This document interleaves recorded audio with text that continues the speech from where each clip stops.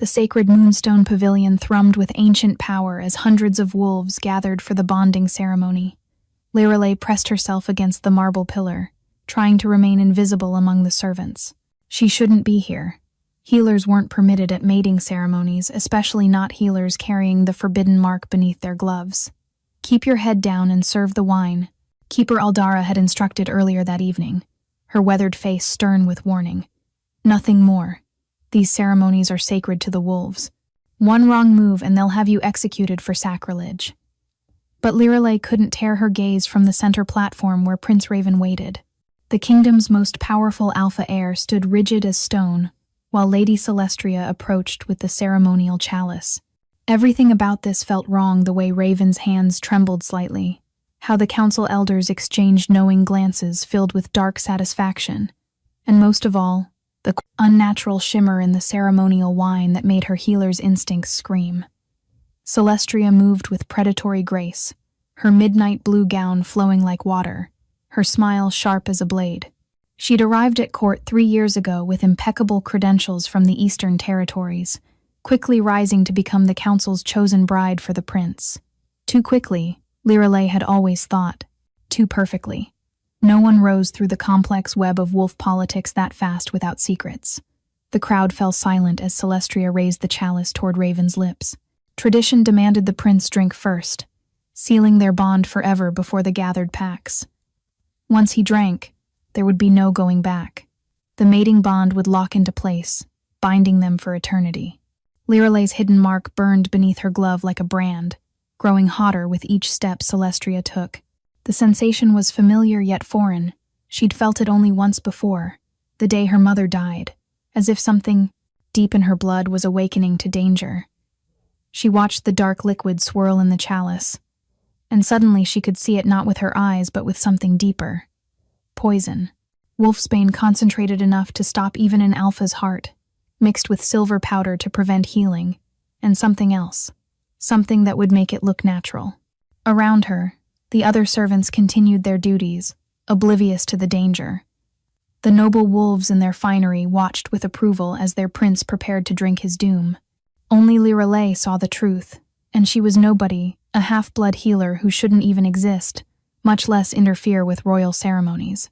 No, she breathed, her voice barely a whisper. Her feet moved without her permission, carrying her forward through the crowd. No, stop! But it was too late. The chalice touched Raven's lips. He began to drink. Agony exploded through Lirelei's chest, not her own pain, but his. The forbidden mark on her palm blazed to life, glowing through her glove with silver-white fire as she felt poison flooding his system through a connection that shouldn't exist.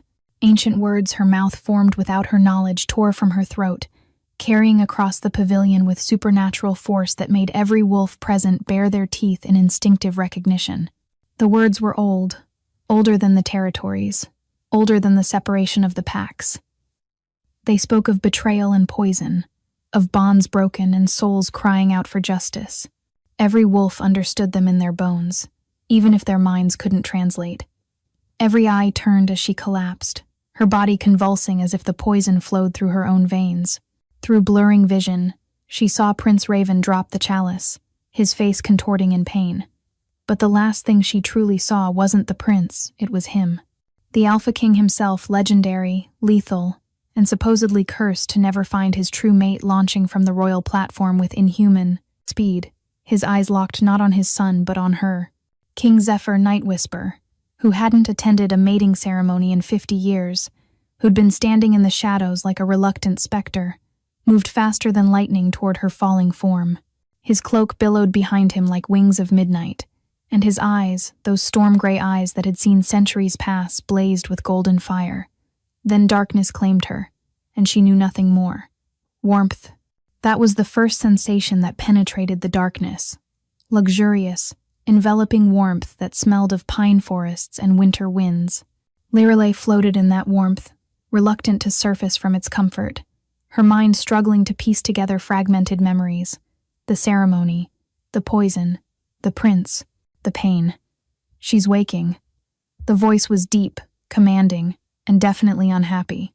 Liralay's eyes snapped open to find herself staring at an ornate ceiling painted with scenes of ancient wolf packs hunting beneath a crimson moon. The artwork was exquisite, each wolf rendered in such detail she could see individual fur strands. This wasn't the servants' quarters. This wasn't even the lower palace where healers were sometimes permitted. These were the royal chambers. She recognized the distinctive black stone walls that only existed in the king's tower. Don't move too quickly. A woman with silver hair and kind eyes, Healer Thessa. Liralay recognized her from the few times nobility had visited the lower healing halls, pressed a cool hand to Liralay's forehead. You've been unconscious for 3 days. Your body went through significant trauma. Whatever connection you have to the prince saved his life, but it nearly killed you. 3 days? Liralay tried to sit up, her mind racing. The ceremony, the poison, Prince Raven, was he alive? But as she moved, she realized what she was wrapped in, and her blood turned to ice. The fabric was midnight black, shot through with silver thread that formed the pattern of running wolves. Those wolves seemed to move in the candlelight, chasing each other in an eternal hunt around the edges of the garment. This wasn't just any cloak, the power radiating from it, the way it seemed to recognize her skin, the sheer impossibility of her wearing it. Is this? Her voice cracked. She swallowed and tried again. Is this the Alpha King's cloak? Indeed it is. The deep voice from before drew her attention to the shadows by the window. A man stepped forward, and Liralay's breath caught in her throat. She'd seen Prince Raven at court celebrations, watched from afar as visiting nobles paid their respects. But she'd never seen him. Never King Zephyr Night Whisper, the Alpha who'd united the 7 wolf territories through blood and brilliance, who'd ruled for 3 centuries with an iron fist wrapped in silk. He was devastating, taller than any wolf she'd ever encountered, with shoulders broad enough to fill the doorway.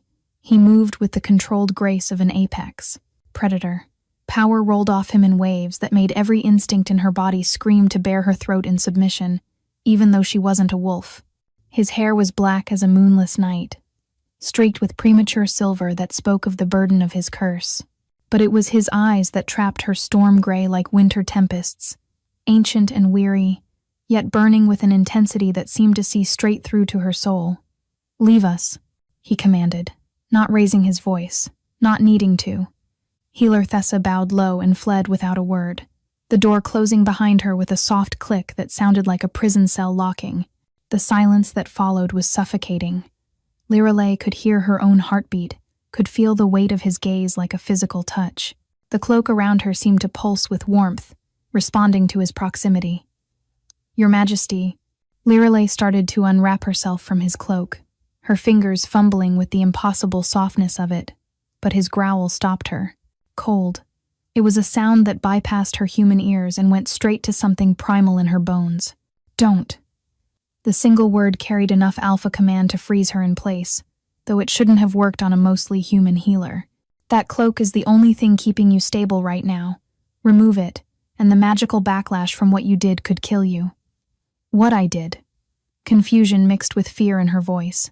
"I don't understand. I saw the poison and I couldn't let him. You revealed yourself." He moved closer, each step deliberate, predatory. She could smell him now, pine forests and winter winds, just like his cloak. But underneath it, something wild and dangerous that made her pulse race. A hidden healer carrying the seer's mark, screaming my name in the old tongue at a sacred ceremony witnessed by every pack leader in the 7 territories. I don't speak old tongue," Liralay protested.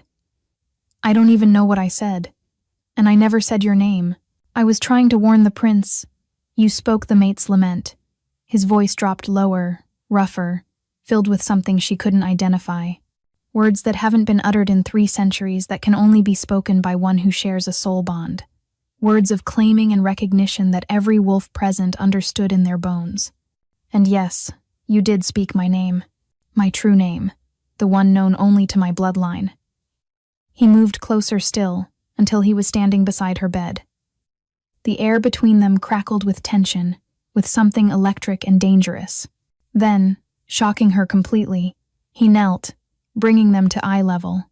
This close, she could see flecks of blue in those storm-gray eyes, could count the faint scars that marked his face from centuries of battle, could smell that intoxicating scent of evergreen and frost that made her want to lean closer despite every warning bell in her mind.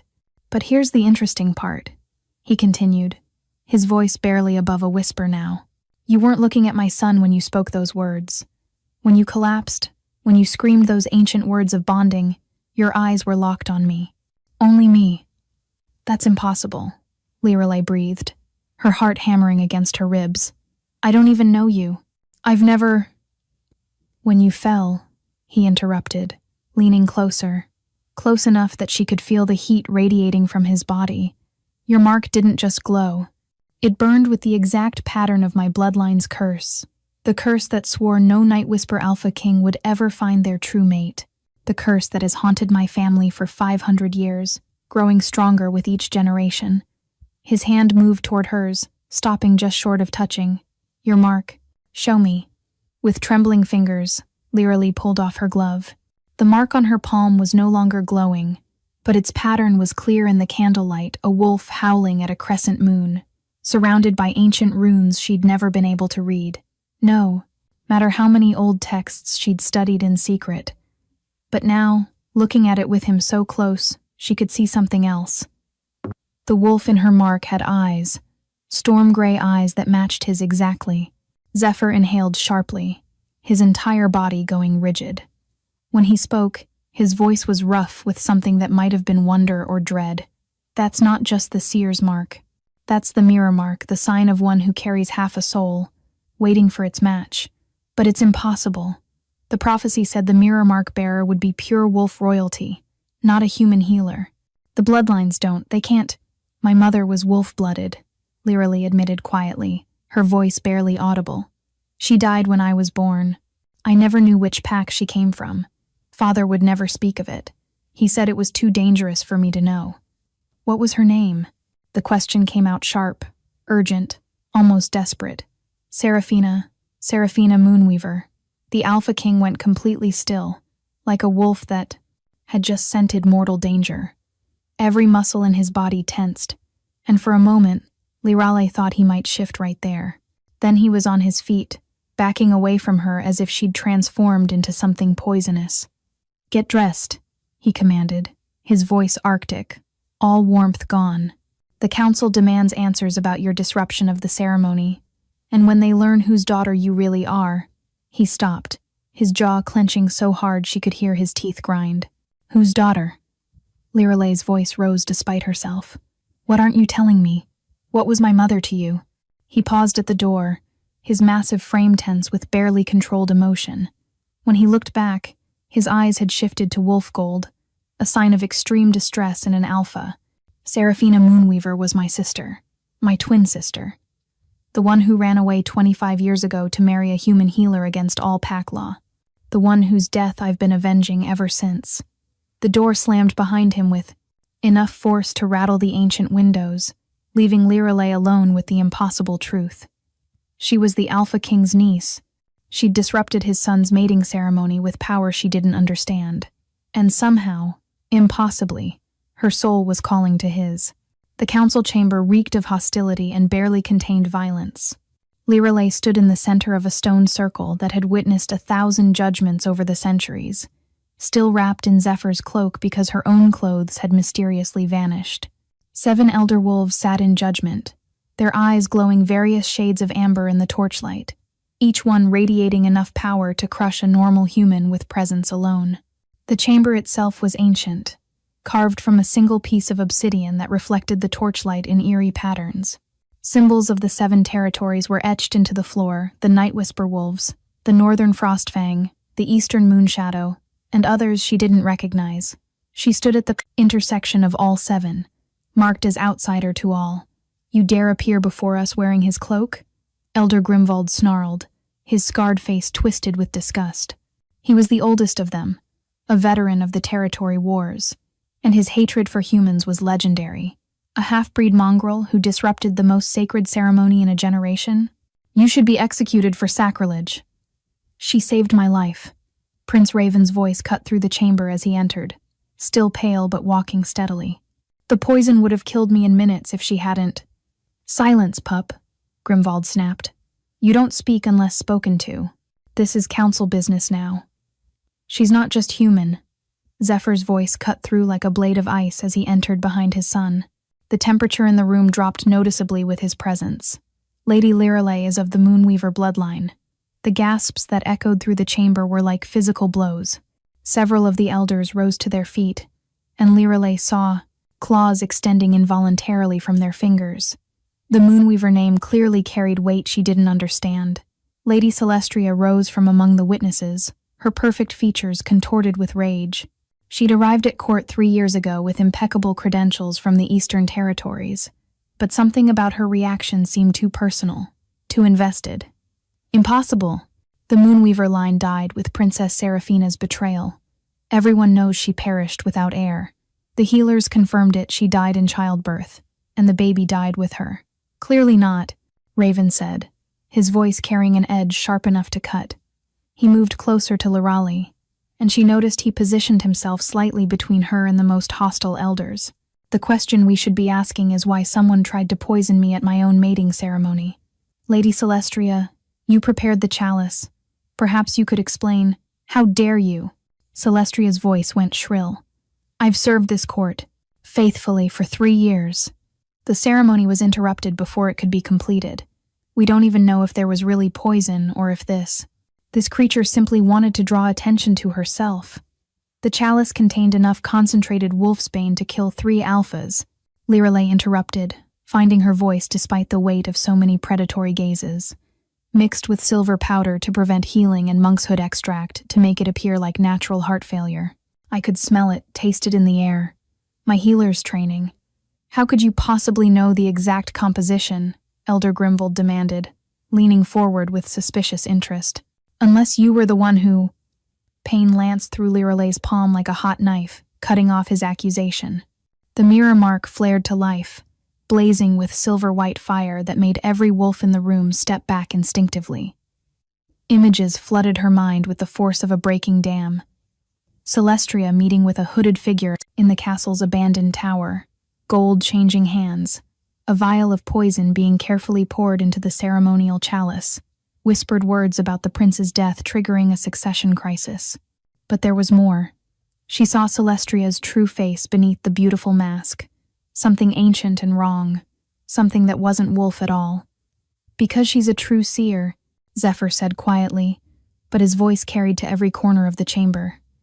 The firstborn to our kind in 3 centuries. The gift manifests in the Moonweaver bloodline every 10th generation.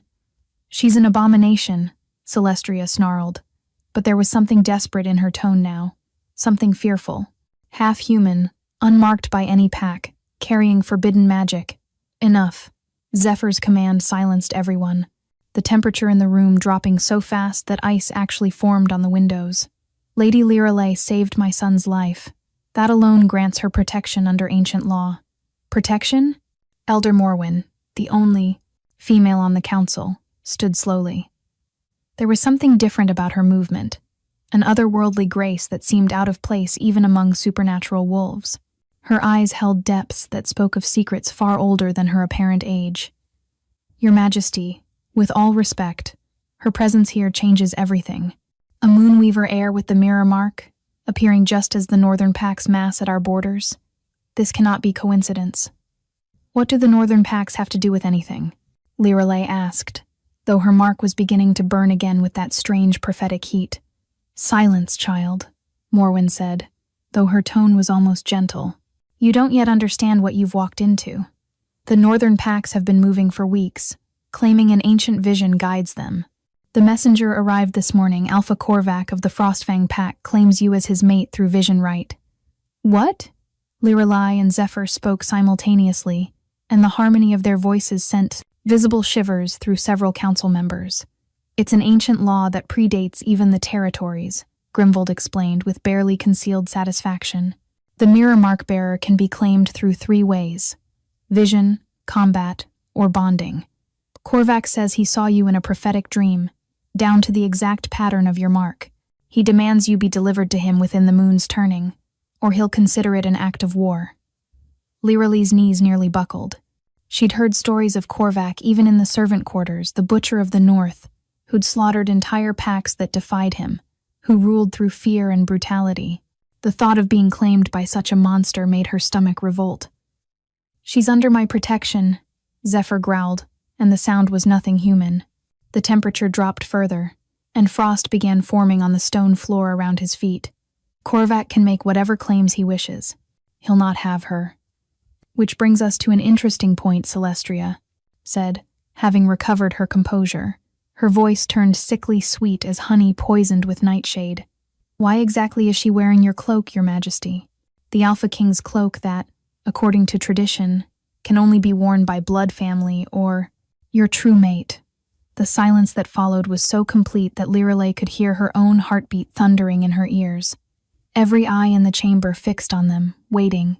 She could feel the weight of their stares like physical touches, some curious, some hostile, all dangerous. "She is family," Zephyr said carefully, but Lirelei could hear the strain in his voice. "My niece, as I've explained." "Then why did the cloak accept her completely?" Grimwald challenged, standing now with aggressive intent. "The enchantment woven into that cloak is ancient, Your Majesty. It would recognize blood, family differently than other connections.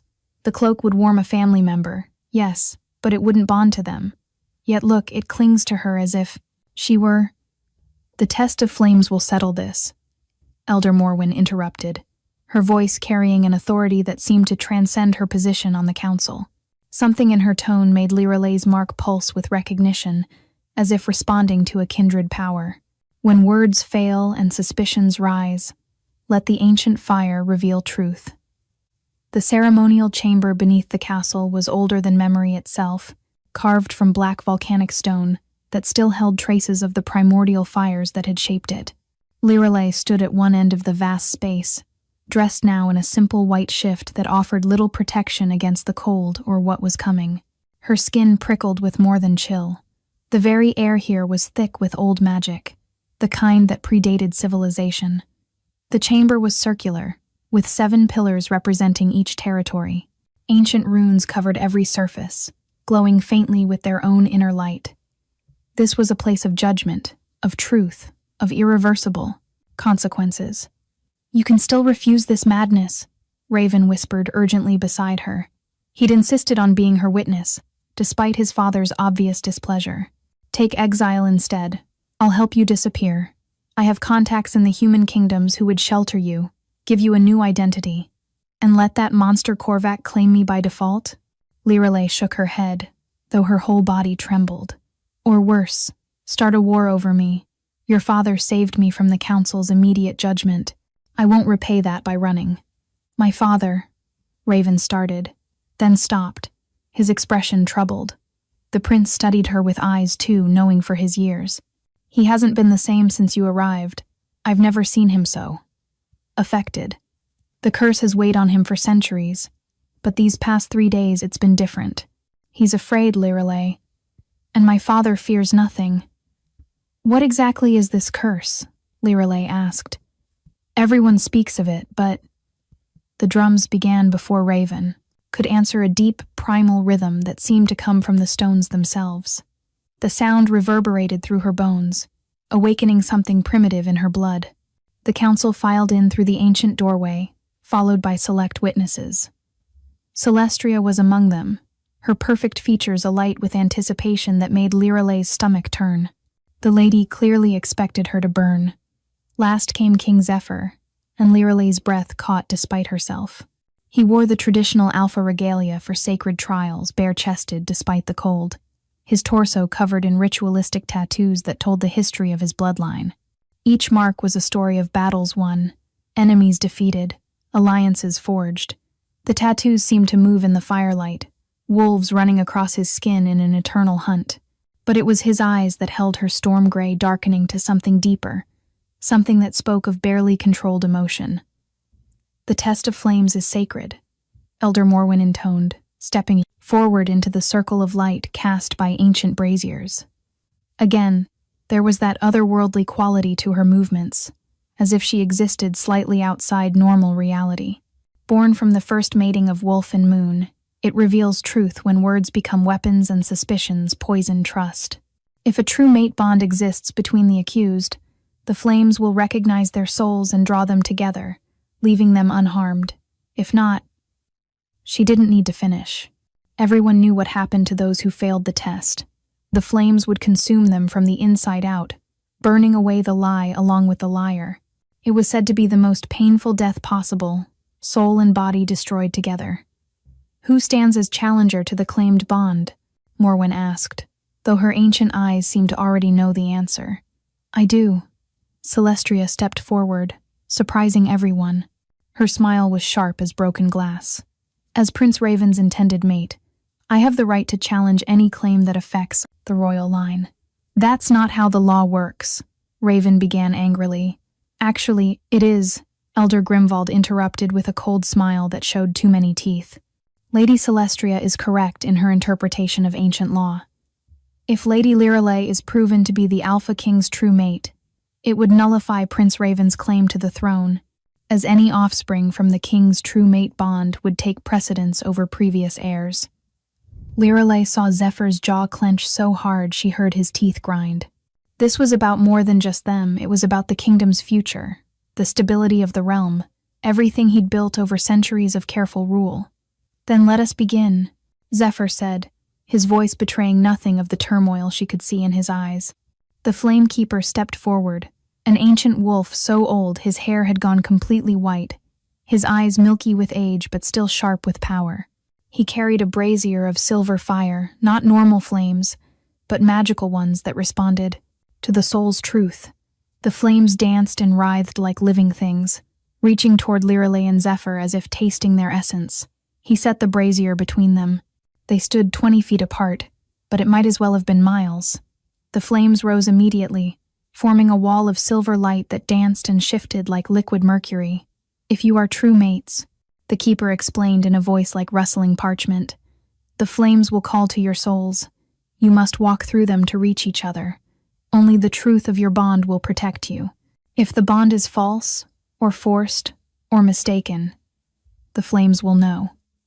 Begin, Morwen commanded. The moment the word was spoken, Lirelei's mark exploded with heat. Not painful this time, but overwhelming, like her blood had turned to liquid starlight. The flames between them began to change, shifting from silver to deep purple, then to a gold that matched Zephyr's wolf eyes. She heard gasps from the witnesses, but she couldn't look away from what was happening. The flames were calling to her, singing a song only her soul could hear. She took a step forward, then another. The heat should have been unbearable, she could feel it scorching the air, but instead, the flames parted like water before her, creating a path. Through the fire, she could see Zephyr moving too, his expression no longer controlled but raw, with something that looked like wonder mixed with terror. But as they drew closer, something went catastrophically wrong. Black veins began spreading through the golden flames like poison through water, and suddenly Lirelei wasn't walking anymore. She was being pulled, dragged forward by an invisible force that felt like hooks embedded in her soul. Pain lanced through her mark and spread up her arm like liquid fire, following the same pattern as the mark itself. It's the curse, Healer Thessa shouted from among the witnesses. The Night Whisper curse is fighting the bond, it's trying to kill her. Lirelei screamed as the black veins reached her, wrapping around her limbs like burning chains. They were cold and hot at once, freezing and burning, tearing at something fundamental inside her. Through her agony, she heard Zephyr roar, not in pain but in fury that shook the ancient stones. The temperature in the chamber plummeted so fast that ice formed on the walls, spreading outward from where he stood like frozen lightning. Stop the test, Raven shouted, moving toward the flames despite the danger. No! Zephyr's command froze everyone in place, carrying such alpha power that even the elders stepped back. The command hit Lirelei too, but instead of controlling her, it seemed to strengthen her, as if his power recognized her as his equal. He was pushing through the corrupted flames now, and Lirelei could see his skin blistering where the black veins touched him, healing almost instantly only to burn again. The curse was literally trying to tear him apart for reaching toward his mate, but he didn't stop. His eyes had gone full wolf gold, and his form was flickering between man and beast. I won't let it take her, he snarled, his voice barely human. Through the haze of pain, Lirelei saw him fighting toward her with desperate determination. The curse marks spread across his body with each step, creating patterns like black lightning under his skin. But still he came, relentless, unstoppable. When their hands finally touched, the world exploded. The flames, golden, black, and silver, spiraled around them in a tornado of light and shadow. Lorelei felt herself being pulled against Zephyr's chest as he wrapped himself around her, shielding her with his body even as the curse tried to tear them apart. The pain was indescribable, like being unmade and remade at the molecular level. But in that moment of connection, something extraordinary happened. The pain vanished, replaced by something else entirely, a bond so profound it made her weep. She could feel him, not just his body pressed against hers, but his soul. His memories flooded through her. Centuries of loneliness, the crushing weight of leadership, the moment he'd first seen her in the pavilion and known, despite everything, despite the impossibility of it, that she was his. She saw his sister, her mother, young and laughing, then older and defiant, then running away in the night. She felt his rage when he'd learned of her death, his centuries of guilt for not protecting her. And underneath it all, the curse, a living thing that fed on his bloodline's power, growing stronger with each generation. "I'm sorry," he whispered against her hair, his voice broken. "I'm so sorry. I tried to stay away. I knew what you were the moment you collapsed. But the curse, if I claim you, it will kill you. That's what it does. It lets us find our mates only to watch them die." "I can see it," Lorelei gasped, her seer abilities suddenly crystal clear. The flames around them were showing her everything past, present, and potential futures. The curse, it's not what everyone thinks. It doesn't prevent you from finding your mate, it's designed to kill them if you do. But there's more. The one who cast it. She's here. She's been here all along. The flames suddenly died, leaving them standing intertwined in the center of the chamber. Scorch marks covered the floor in a perfect circle around them, forming new runes that hadn't been there before. They were unharmed mostly. Zephyr's arms bore black marks where he'd shielded her, wounds that weren't healing with his usual alpha speed. "The test is concluded," Morwen said, and for the first time her voice shook with something that might have been awe or fear. "The bond is true, but corrupted." "The curse!" A horn sounded from the castle walls, urgent, panicked. 3 long notes that meant only one thing: invasion. A guard burst into the chamber, his face white with terror. "Your Majesty, the northern packs have breached. The outer walls. Alpha Korvac himself leads them. He demands the seer be surrendered immediately, or he'll burn the city to ash." Zephyr's arms tightened around Lorelei possessively. "Over my dead body." "That can be arranged," a new voice said from the doorway, cold and amused. Everyone turned to see him, Alpha Korvac himself, somehow having bypassed all the castle's defenses. The test's magical discharge must have weakened the protection spells, Lorelei realized with growing horror. The Northern Alpha was everything the story said, and worse. Massive, scarred from hundreds of battles, with eyes that burned red with barely controlled madness. His mere presence made the temperature drop even further, frost spreading from where he stood. "Hello, little seer," he purred, his gaze fixing on Lorelei with predatory interest. "Time to come home where you belong." Before anyone could react, Korvac lunged forward with inhuman speed. Zephyr shoved Lorelei behind him, partially shifting, his hands becoming claws, his teeth lengthening to fangs. The clash of 2 alpha powers sent shockwaves through the chamber, cracking the ancient stones that had stood for millennia. "Get her out!" Zephyr roared to Raven, blocking a vicious strike from Korvac. But Lorelei couldn't move. The moment the 2 alphas had collided, her mark had erupted in agony. She could feel Zephyr's pain as Korvac's claws found flesh, tearing through his shoulder where the curse marks had weakened him. The bond they'd just confirmed in the flames was raw, unshielded, transmitting every sensation between them. "Fascinating," Korvac said as he circled Zephyr like a wolf stalking wounded prey. The great Alpha King finally found his mate, only to be too weak to protect her. "The curse is eating you alive," Night Whisper. "I can smell it rotting you from the inside." "You know nothing about it," Zephyr snarled. But Lorelei could see the truth. He was struggling. The curse marks were spreading with each moment of combat, sapping his legendary strength. "Oh, but I do," Korvac laughed, a sound like breaking bones. You see, I made a deal with the Shadow Moon Coven. They told me everything about the curse, about the seer who would appear, about how claiming she would give me power over all 7 territories. Blood magic? Elder Morwen's voice carried horror. You made a pact with those witches? The witches showed me the future, Korvac confirmed, striking again with brutal efficiency.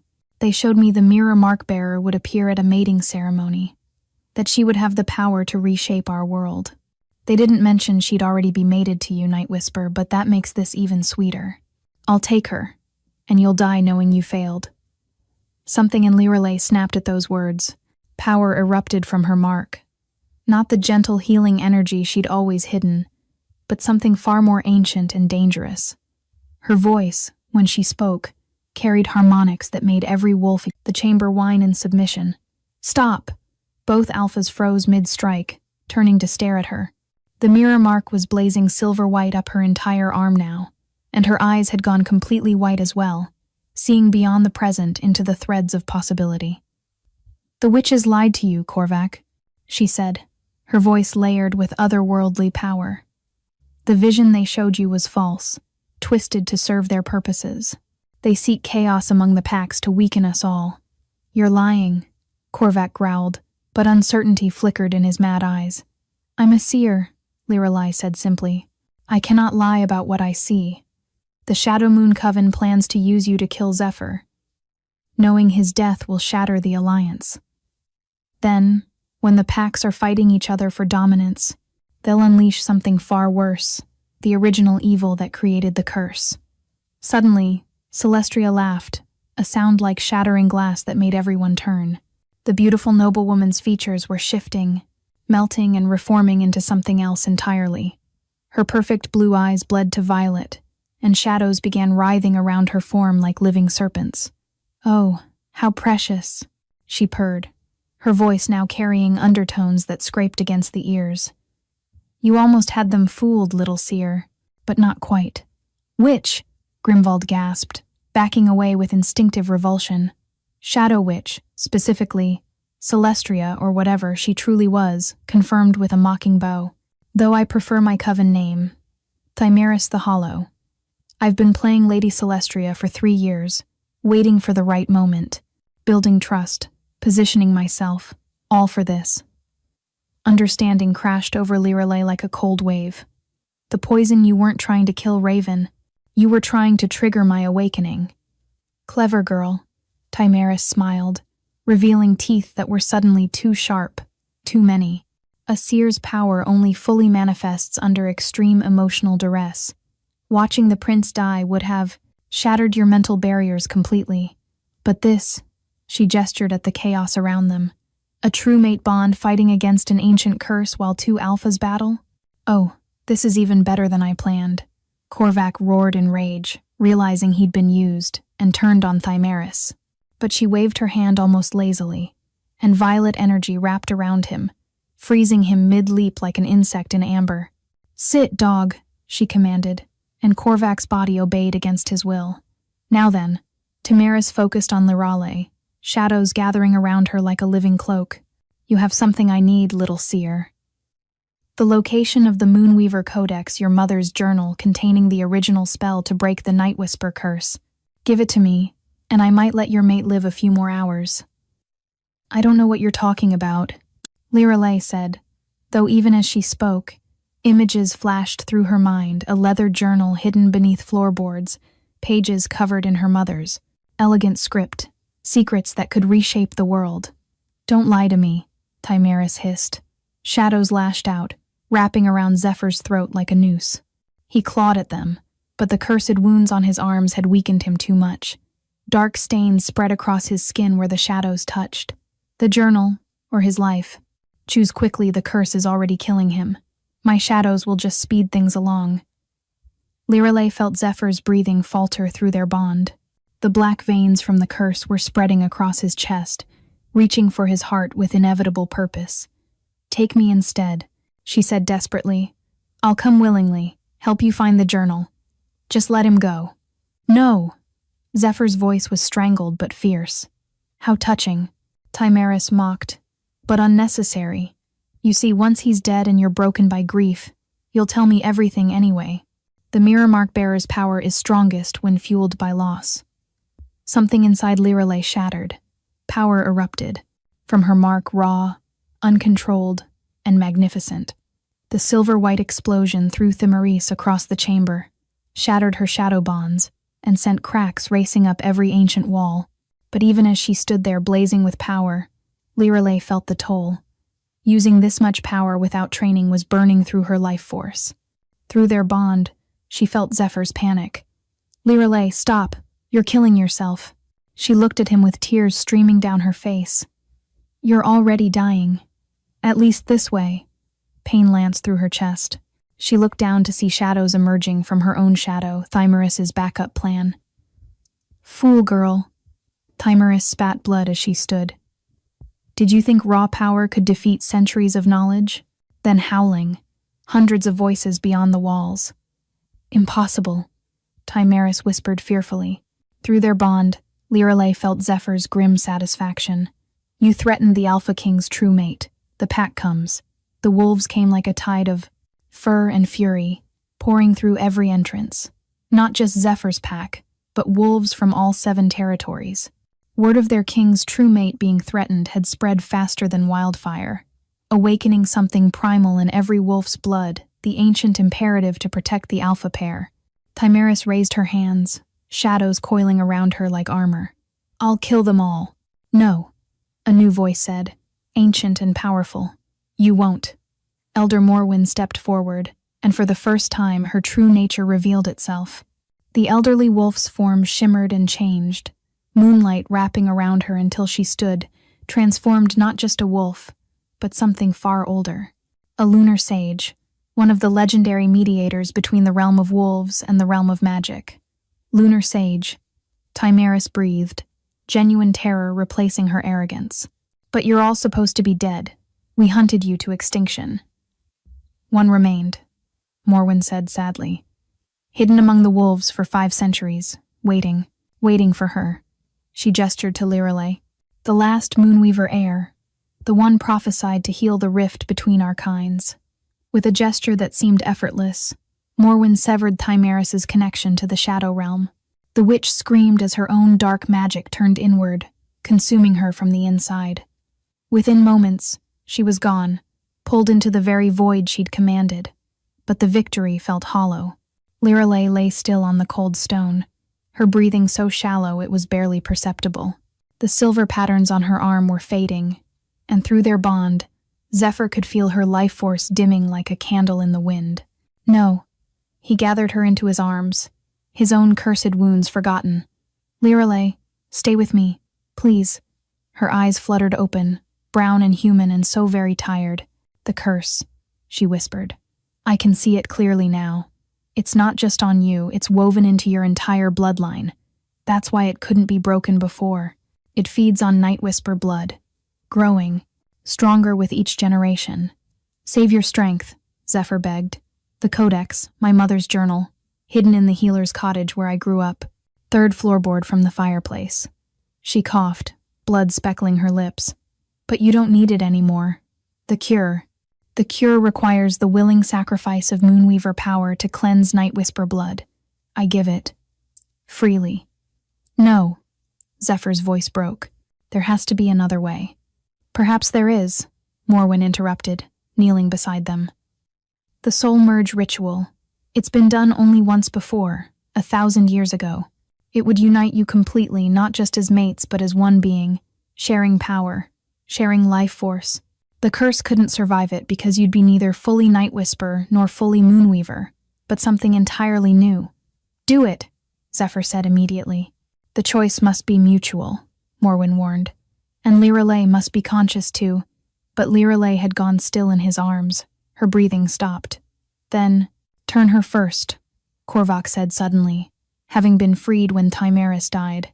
Everyone turned to stare at the Northern Alpha. My bite could make her strong enough to survive the ritual.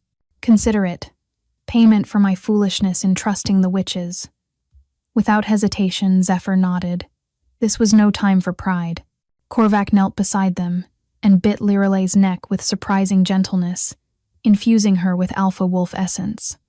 Her back arched as the change began, violent and immediate. "Now!" Morwen shouted. "While both magics are active." She began chanting in the tongue that predated all languages. A circle of pure moonlight formed around Zephyr and Lirelei. "Do you accept the merge?" Morwen asked formally. "Yes," they said in unison, Zephyr aloud, and Lirelei threw a gasp as her eyes snapped open. One silver, one gold. The moonlight erupted into a pillar of pure energy. They rose into the air, their bodies beginning to glow as the ritual took hold.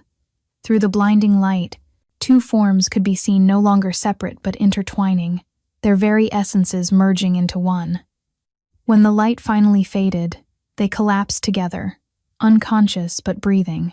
The curse marks were completely gone from Zephyr's skin, and Lirelei's form had stabilized neither fully human nor fully wolf, but something beautifully unique. "It's done," Morwen said exhaustedly. "They are one now. The curse is broken, and a new age begins." 1 year later, the grand amphitheater overflowed with guests from all races, wolves, humans, witches who'd renounced the shadow path, all united in celebration. Lirelei stood before them, her hand in Zephyr's, wearing a gown that shimmered with moonlight. Her belly was gently rounded with their first child, a baby the seers proclaimed would be the first of a new generation, bridging all worlds. Through their merged souls, she felt Zephyr's joy, his pride, his endless love. They were never alone now, always feeling each other's presence like a warm embrace. "No regrets?" Zephyr whispered as he placed the official mate mark, gentle this time. "None," she replied, then laughed as their baby kicked, already strong, already magical. "Though I do miss the simple days of just being a healer." "You still are a healer," he reminded her. "You healed centuries of division, broke an ancient curse, and united the packs." "We did," she corrected, pulling him down for a kiss as their united peoples cheered. As the celebration continued around them, Lirelei reflected on the journey that had brought them here. From a servant who shouldn't have been at a mating ceremony to the queen of all 7 territories, mated to the Alpha King through a bond that transcended normal understanding. The age of separation was over. The age of unity had begun. And somewhere in the crowd, Elder Morwen, the last lunar sage, smiled and faded into moonlight, her purpose finally fulfilled.